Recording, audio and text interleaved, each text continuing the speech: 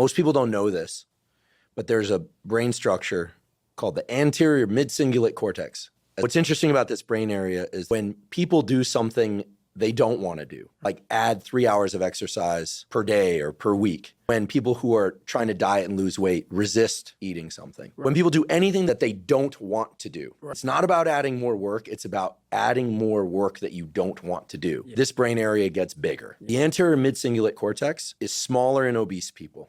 It gets bigger when they diet. It's larger in athletes. It's especially large or grows larger in people that see themselves as challenged and overcome some challenge. Scientists are starting to think of the mid-cingulate cortex not just as one of the seats of willpower, but actually the seat of the will to live.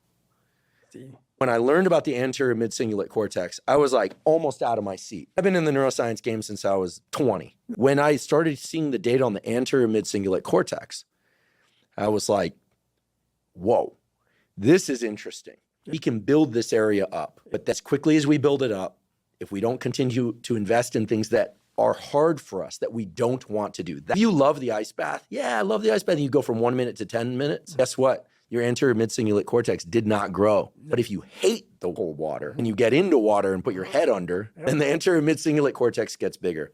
But if you don't do it the next day, or if you do it the next day and you enjoy it, because hey, I did it yesterday, woohoo, happy me, guess what?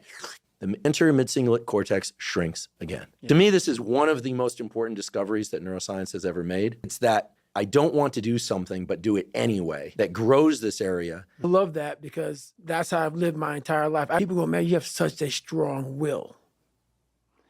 It's something that you build. Like you were blessed with a strong mind. Like blessed with a strong mind. That's something that you have to develop. You develop that over years, decades of suffering and going back into the suffer. That's why a lot of people who graduate Navy SEAL training, a lot of guys don't want to go back into the hard stuff. When something sucks so bad in life, very few people want to go back. They're happy they graduated.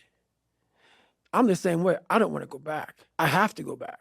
I must go back because that is exactly where all the knowledge of my life exists. How I grew a will was constantly doing these things. I wake up, while it still sucks, it's just life.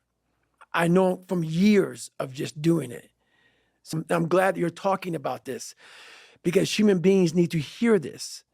They need to stop hearing these hacks. There is no fucking life hack. To grow that thing, how do you grow it? Do it and do it and do it and do it. I woke up like every human being does and goes, fuck, man, I'm a fucking piece of shit today. How the hell is this gonna work out for me? And you fight that. And you fight that. You don't override it. There's no override button. It's the conversation in your head. It's a real conversation that every human being is having. Yeah, build your will. How do you build your will? Exactly what you said.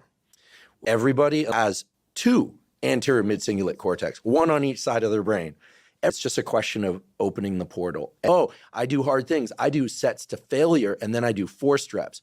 I love doing sets to failure. I even like forced reps. But guess what? I like forced reps. So they don't build my anterior mid-cingulate cortex because I like to do it. Anything you like to do is not going to enhance this aspect of willpower. When you're trying to explain, the friction is the critical ingredient. I think people think, oh, if it's effort, well, then I'm getting better. That's necessary but not sufficient. The stick, the friction, being haunted, it's the suck part that grows this anterior mid-cingulate cortex. So now you know why there's so many people that fail in this world to figure out their purpose. How my daily life looks, it don't look fun. It's a choice that people have to make in life. Even the richest of rich, who have everything, they always ask me this question. I feel like I'm missing something. You'll never hear me say I'm missing something. I found it years ago. You find it in the suck. You find it in the suck, and you find it repeatedly in the suck. Most people are missing something because they don't know who they are.